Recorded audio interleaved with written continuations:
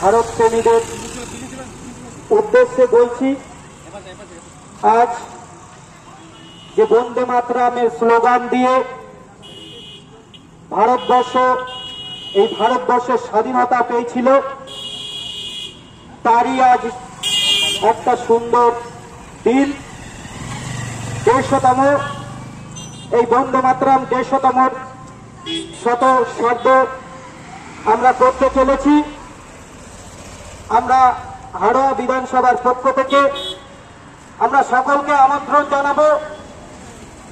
এই দেশ, এই মাটি আমাদের, এই দেশ, এই তিরঙ্গা আমাদের গর্ব।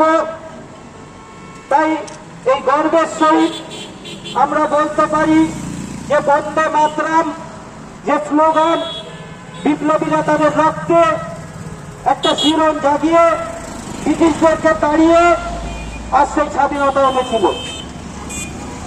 তো সেই বন্দে মাতরম যে স্লোগান, তার আজকে 150তম